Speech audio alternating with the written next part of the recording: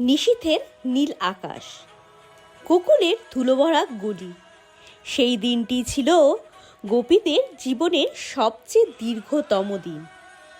কানাইকে নিয়ে যাচ্ছেন অক্রূর মথুরার পথে।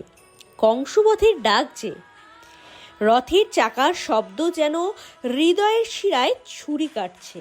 গোপীরা পথ রোধ করে দাঁড়ায়, কারো চোখে জল, কারো কণ্ঠে ক্রোধ, কারো মনে শুধু একটাই প্রশ্ন, কানাই, তুমি কি আমাদের ফেলে চলে যেতে পারো?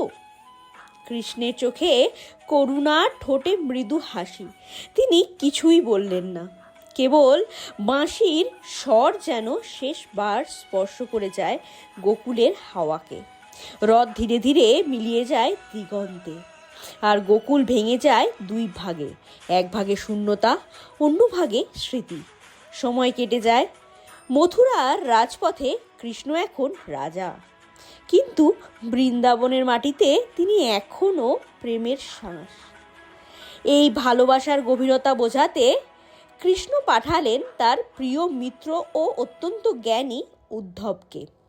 উদ্ধব জ্ঞানী হলেও তাকে শ্রীকৃষ্ণ বোঝাতে চেয়েছিলেন প্রেমের মাহাত্ম্য। উদ্ধব আনলেন শ্রীকৃষ্ণের চিঠি বৃন্দাবনে, গীতার সত্য, যোগের জ্ঞান, তত্ত্বে এবং প্রেমে ভরা এক চিঠি। তিনি বললেন, কৃষ্ণ সর্বব্যাপী, প্রেমের ঊর্ধ্বে জ্ঞানই শ্রেষ্ঠ, এই সত্য গ্রহণ করো। গোপীরা চুপ। তারপর গোপীদের হাতে সে চিঠিটি ছিঁড়ে ফেলা হলো।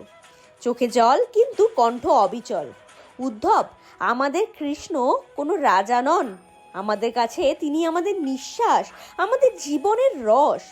যে তাকে রাজা বলে সে কেবল তার ঐশ্বর্য দেখে, কিন্তু যে তাকে প্রেম বলে সে তার সত্য উপলব্ধি করে।